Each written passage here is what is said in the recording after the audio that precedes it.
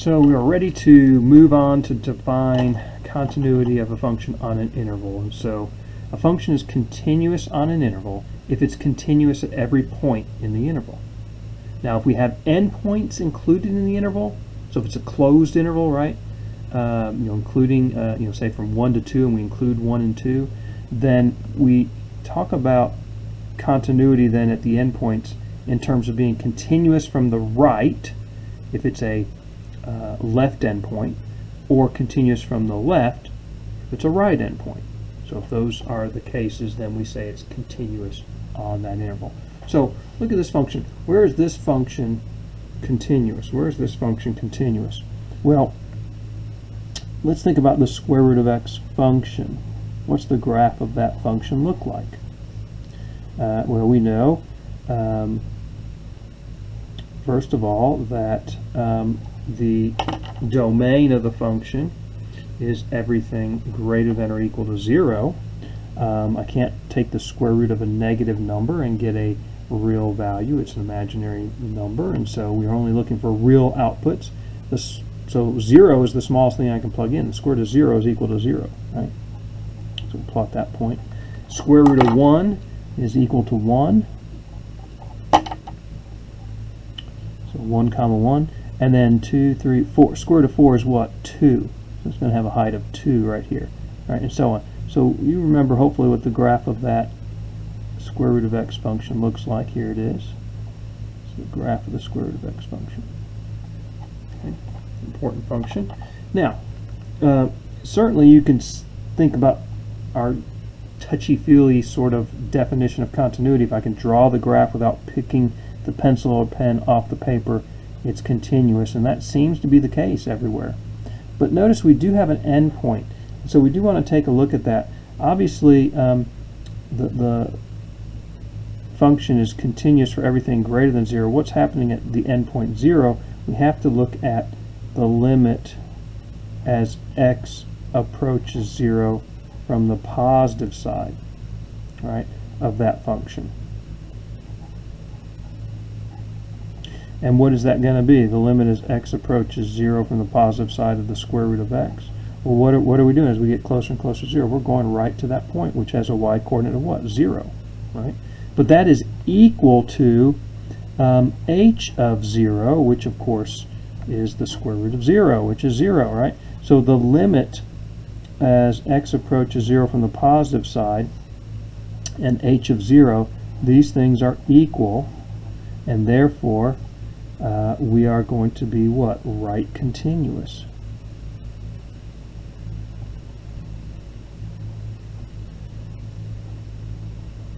We are right continuous. And so that's what we mean by continuity at endpoints, right? We're continuous at this left endpoint if we are right continuous at it, and we are. So where is this function continuous? Basically, the answer is on its domain. For everything greater than or equal to 0, so bracket on 0, infinity as an interval notation. There is the interval where this is continuous. Now, one little side note here, just to reference this. What is the limit as x approaches 0 of the square root of x? Notice this does not exist in the sense because I can't take the limit as I approach 0 from the negative side. So I can only talk about this limit here from the positive side. This limit, it does not exist because I cannot approach 0 from the negative side.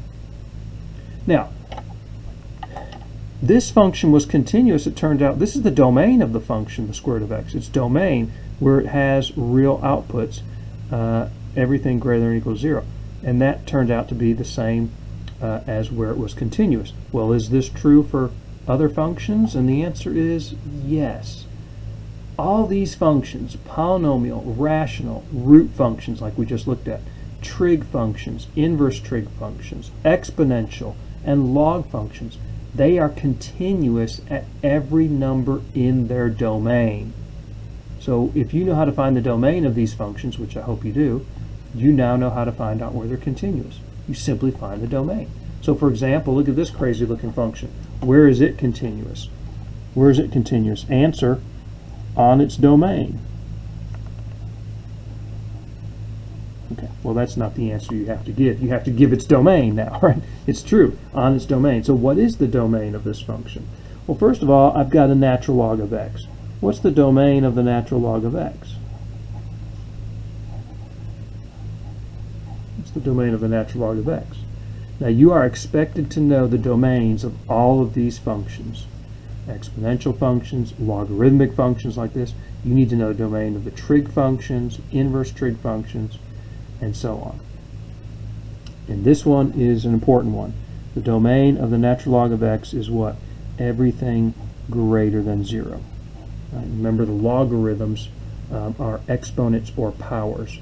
And when you're inputting into the logarithm, you have to have a number that's greater than 0. It matches, if you remember, the inverse to the log function is the exponential functions, right? And the exponential functions have a range of everything greater than 0, and that has to match up with the domain of the log function. So this should be something you know, or if not, you need to relearn that.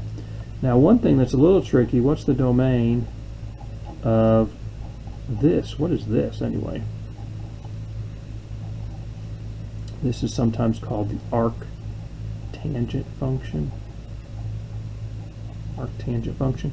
So tangent inverse, it's the inverse tangent function. And what's its domain? Well, if you remember, the range for the tangent function is all real numbers. That means the domain for the tangent inverse function is all real numbers. Okay? So you might need to again review this. A quick review for the functions and their domains and ranges is found in our textbook in Chapter 1. So I would ask you to go through and just reread those, look through that, and make sure you refresh your memory on those. You will need to know those things for these type of questions. Now, there's one other problem with this function f, and that is I'm dividing by 1 minus x squared. Well, I know I can't divide by 0, so 1 minus x squared cannot be equal to 0. So what does that restrict x from being? Be careful here. X squared cannot be 1, right? Because if I'm subtracting 1 minus 1, I'm going to get 0, which means x cannot be what? Plus or minus 1. Don't forget negative 1, right? So I square negative 1, I get positive 1. And that's the only restrictions, right? I can't divide by 0. Log function has to have inputs greater than 0. So all this together tells me the domain is what? Basically, everything greater than 0, because I have to use the log function, excluding 1 and negative 1. Well, negative 1 is already less than 0, but 1 is not. And so the answer is everything greater than 0 except 1. So I go from 0 to 1, I exclude 1, then union 1 to infinity. There's the domain. Basically, the domain is everything greater than 0 excluding 1. Since that's the domain, that's where it's continuous. Okay. So finding the domain of a function will be important in finding where it's continuous. Okay. When we're finding limits, and that's what we're going to move on to, finding limits when functions are continuous, here's a nice little thing. The limits can be pushed through a function. Pushed through, let me emphasize that, pushed through a continuous function. The function must be continuous, right? And so if I have the limit as x approaches a of g of x is b, and f is continuous at b, then the limit as x approaches a of f of g of x, that limit can come inside the function f. And then I can evaluate it, right? Limit as x approaches a of g of x is b. So here's an example. Limit x approaches 1 of the inverse sine, this is the inverse sine function, arcsine function, of x over 2. This limit can be pushed through inside, notice it comes inside the sine inverse function, because it's continuous on its domain. Okay, it's continuous on its domain. And 1, well, what's going to be its domain here? 1 divided by 2 when I plug this in, right? What's going to happen? Limit as x approaches 1 of x divided by 2. Well, obviously that's going to be equal to 1/2. And the reason is because it's going to be, x over 2 is continuous on its domain, and x over 2's domain is all real numbers, and so the limit as x approaches 1 of x over 2 is equal to the value of the function at 1, which would be 1 divided by 2, or half. So the limit as x approaches 1 of x divided by 2 is 1 half. Basically what we're saying is to evaluate limits of continuous functions, I can simply do direct substitution. As x approaches 1, I can go ahead and plug in 1 because I know the point exists there. It's continuous there. So only if it's continuous can I do this. Limit as x approaches 1 of x halves is 1 half. And then I can evaluate sine inverse of 1 half as pi over 6, if you remember, right? Because sine of pi over 6 is 1 half, the inverse sine of 1 half is pi over 6. Okay? But again, I can push that limit through because the inverse sine function is continuous on its domain. So this has, I know, been a little bit challenging, kind of mathy. If you're more onto application of things, then this section's been a little bit rough. But one thing for sure that's good is finding limits for continuous functions is a piece of cake.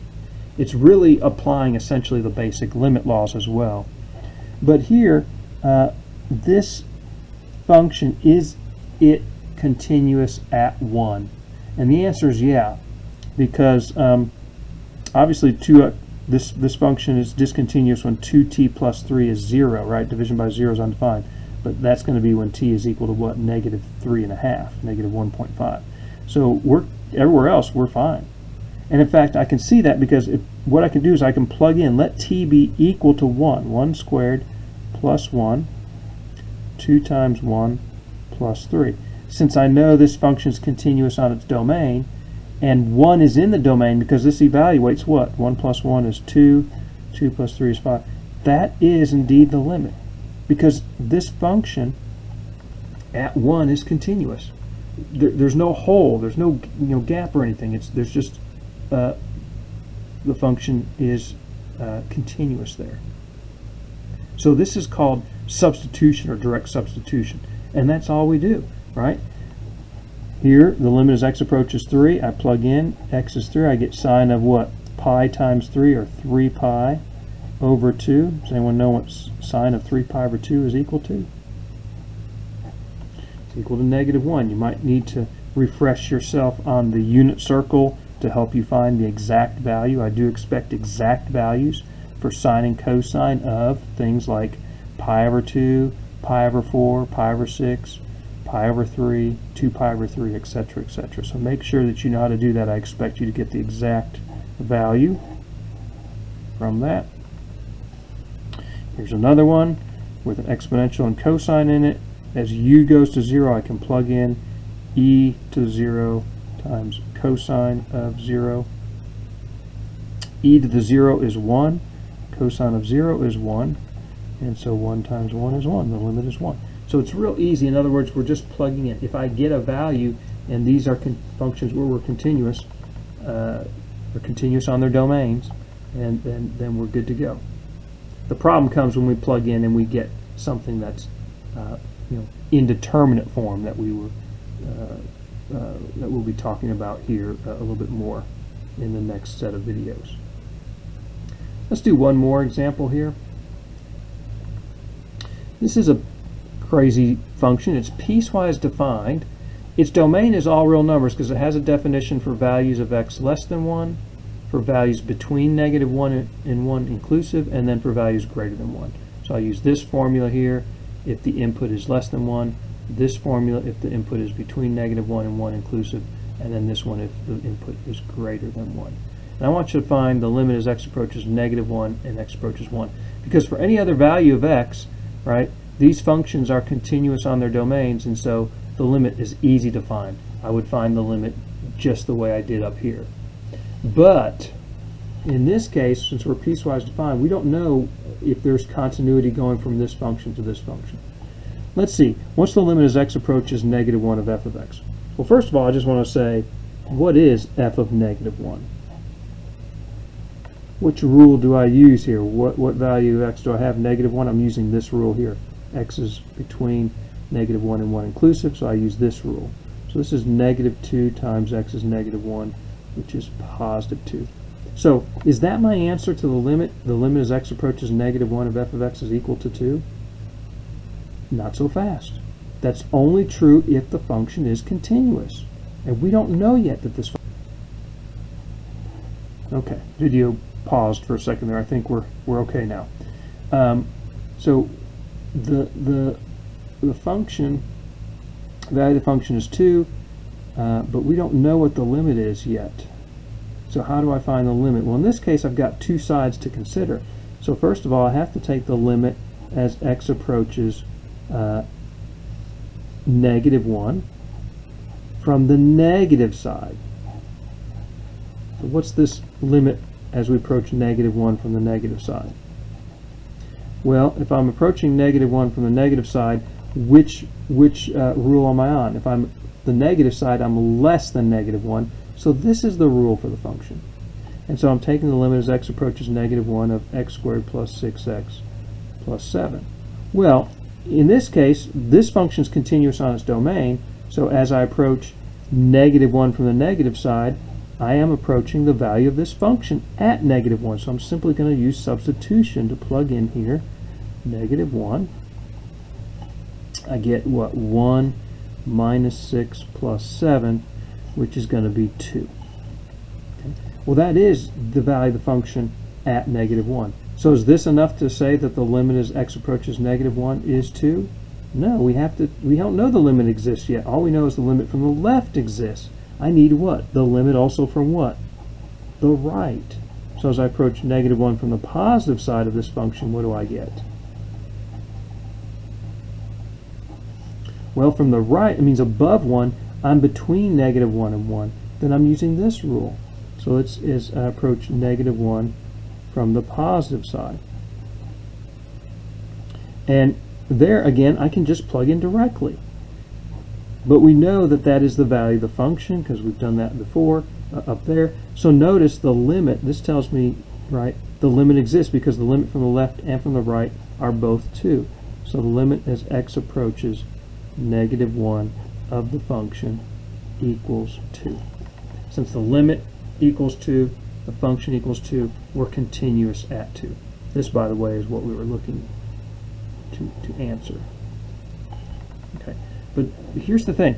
Can you just plug in -1 then and say 2, that's the limit then? It seems like in this case, but not so fast. Be careful. Let's look at what's happening at 1. Okay, clearly if I look at f of 1, where are we at again? X is between -1 and 1 inclusive. I'm using this, so that's -2 times 1, which is -2. Is that the limit as x approaches 1 then? Well, let's see. What's the limit as we approach 1 from the negative side for this function? Well, below 1, I'm on this interval, right, between -1 and 1, so I'm using this rule. And what is the limit as x approaches 1 from the negative side of -2x? Well, I can just plug in directly 1, and I get -2. Okay. So you say, hey, there it is. Same. Must be, right? The limit must exist. The limit must be -2. This is only from the left. What's the limit as we approach 1 from the positive side? Well, from the positive side of 1 from above 1, what? We're greater than 1. We're using this last rule, 2x minus x squared. So this is 2x minus x squared. And as we approach 1, what's happening? Plug in directly and see. Substitute x is 1. I get 2 times 1 is 2. 1 squared is 1. 2 minus 1 is 1. These two values are not equal. The limit from the left is -2. The limit from the right is +1. It has nothing to do with the actual value of the function at 1. It has everything to do when we talk about the limit from the left and from the right. And so notice the limit as x approaches 1 of f of x does not exist. So the limit from as x approaches -1 of the function is 2, but the limit as x approaches 1 of our function does not exist. And so essentially what do we know? Our function is not continuous at 1. Is not continuous at 1. Okay.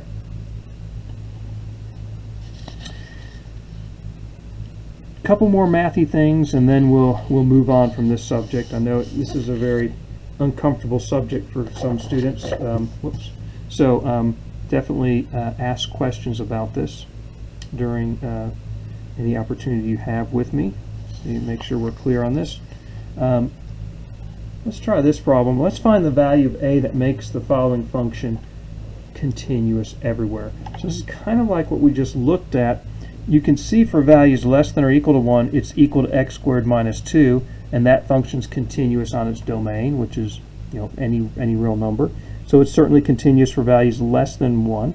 For greater than 1, it's ax plus 2. A is a constant. So this is just a linear function, a line. So it's certainly continuous for x greater than 1.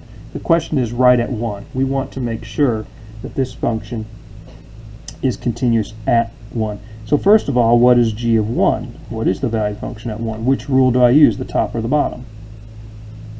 The top. X is less than or equal to 1. So I plug in 1 squared minus 2. I get 1 minus 2. I get negative 1. Right? And so what do we want? We want the limit as x approaches 1 of the function g of x to also be negative 1, right? Then we're going to be continuous.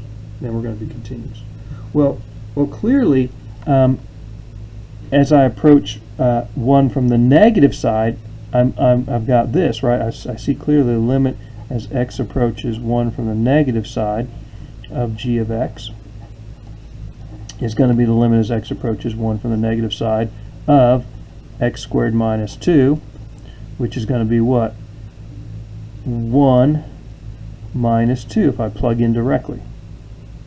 That's going to be 1 squared minus 2, which is negative 1. Right? So, of course, that is the value of the function at at positive 1. In fact, if we look at this graphically a little bit, what's going on here? X squared minus 2, does everyone know what that graph looks like? It's the parabola x squared, but then what? Minus 2 shifted down 2 units. And so if I go down to negative 2 down here, that would be my vertex. And negative 1 and positive 1. And we got company at my house. I got the doorbell ringing. So let me continue this problem as we have guests coming in here. If I look at this at 1, right, we said what? The value of the function at 1 was negative 1. So here's negative 1. And for any value less than or equal to 1, the graph is going to be a parabola. And this parabola is going to be opening upward, right? So it's going to come down here and continue up this way, right? Now, I would normally continue up this way for my other leg of my parabola, but it's only valid for x less than or equal to 1. So what happens at x greater than 1? Well, it's a line now, ax plus 2. ax plus 2. Well, that's a line that has a y-intercept of 2 and a slope of a. Okay? So let's just suppose a is a positive number. That's not actually going to work for this problem, but we'll see what's happening. Let's suppose a is a positive number. Then if the slope is positive, that means here's 0, 2 is the y-intercept. That means it's going up as we move left to right. So that line would look something like that if a is a positive slope, right? And clearly, I'm not going to draw the whole line because why? It starts right here at x equal 1. I'm going to put a hole in the graph there and continue up that way, right? And so that's if a is positive. And then, right, this is clearly not continuous, right? We've got a big gap. So our goal is, obviously, a must be what? Negative, so that I'm going down, so that what? I connect to that point. This hole here is basically I connect to that point. I've got to find the value of a that makes that true. And it's clearly going to be a negative value of a coming down this way. Okay? So let's see, what does that mean? That means as I approach from the positive side, the limit as x approaches 1 from the positive side of g of x, that's going to have to be equal to what? Negative 1. And what is this? The limit as x approaches 1 from the positive side of g of x. Well, if I'm approaching from above 1, this is the rule, ax plus 2. And I can plug in directly to find the limit. X is 1. I get a plus 2. And so what do we want? We want to have this limit, a plus 2, equaling the value of the function -1. So this is the limit as x approaches 1 from the positive side of g of x, and the value of the function at 1, g of 1, is equal to -1. And so clearly I can solve this equation, right? By subtracting 2, a must be equal to -3. That's the answer. And that makes sense because we said a was the slope of this line. So if the slope is -3, what's going to happen? We're at 0, 2. I'm going to go what? Down 1, 2, 3, over 1. I'm going to be right there. And that's going to make the connection so that the line is going to come down and continue there. And now we'll have a continuous function without the gap. Without the gap. That's the one value of a. It's the one value of the slope of this line that will make our function continuous everywhere. So the whole point again is it's going to be continuous if the limit from the left and the limit from the right both exist and are equal. All right, I want to close with just one more example of a kind of quirky function. I said all the functions we deal with are continuous on their domains. Well, this is an exception here. The greatest integer function, or floor function, the function f of x, some books use this brackets around the x to indicate the greatest integer function. TI calculators have int for integer, greatest integer function. This is the way I typically like to write it, with brackets, but notice there's this kind of like bottom half only. There's no top half. This is the floor function. And in what you input x, the output is the greatest integer that's less than or equal to x. Let's see what f of 1.2 is. What's the greatest integer that's less than or equal to x? Remember, integers, right? Integers are what? 0, plus or minus 1, plus or minus 2, plus or minus 3, and so on. So what of all these integers is less than 1.2, but it's the greatest one? Answer, 1. Right? What about 1.7? Answer, 1. What's the greatest integer less than 1.9? 1. What's the greatest integer less than 1.999? Still 1. What's the greatest integer less than or equal to 2? Now that's 2. Right, 2 is the next integer. 2.01 is 2. Basically, this is like the floor function. In other words, it's not like you're in an elevator, right, and the elevator stops between floors. Let's say you're at floor 1 going to floor 2. If you stop before you get to floor 2, then you're kind of like floor 1.5. I don't know. X is 1/2. But you get out of the elevator, you drop down to floor 1, right? You always drop down to the bottom until you're right at 2, and then you're at 2, right? Anything above 2 then, but less than 3, will give you an output of 2. So graphically, what's this look like? At 1.2, we're 1. At 1.7, we're 1. In fact, anything greater than 1, we're going to be 1 until what? Right at 2, something happens. What happens right at 2? There's a hole there because what? We jump up to 2. Right? And then we're always 2, 2, 2. And then what's going to happen at 3? We're going to jump up to 3 here. And that pattern is just going to continue right back here. 1 is 1, 0 is 0, but we're going to have that continuous pattern here. This is the greatest integer function. It is sometimes called a step function. Does that make sense? Looks like some stair steps. But there's lots of functions of this nature that you deal with, especially when you deal with some areas of engineering and electrical engineering and other signal processing and stuff. So there's lots of application with these type functions. But I just want to look at it purely from a mathematical thing. What's the domain of our function? What's the domain of this function? Is there any input I can't have? No, I can plug anything in. Right? I always get an output. Every vertical line I draw is going to hit the graph somewhere. And so the domain is all real numbers. But let's talk about limits now. If I look at the limit as x approaches 1, say, from the negative side, here's 1, from below or the left, where are we going to? We're going right to the coordinates of this hole, right, which is y equals 0. Right? Y equals 0. But as I approach 1 from the positive side, where am I going to? To the point here, where it's equal to 1.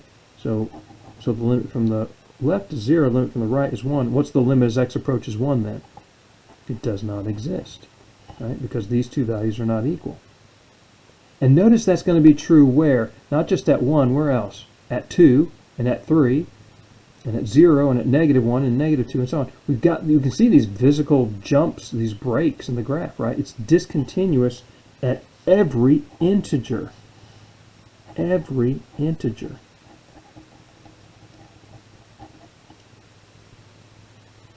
Okay? And that's an amazing thing, because we said those functions that we normally deal with, trig, exponential, log, polynomial, all those functions, they're continuous on their domain. But the greatest integer function is not continuous on its entire domain. Its domain is all real numbers, but it's not continuous at any integer. And so this is a sort of a different type of function. And just to just say that we do have functions that are not continuous on their domain. And this is an example of one. Last thing, for these points of discontinuity, is the function f of x ever right continuous or left continuous? Let's review that real quick. Well, notice at every point, if I approach it from the right, I'm going right to the point, which is the value of the function. If I approach it from the left, I'm not going to the point, right? So it is right continuous at every integer. Right continuous at every integer. I'll write this down here. So we're right continuous at every integer. And we're never left continuous.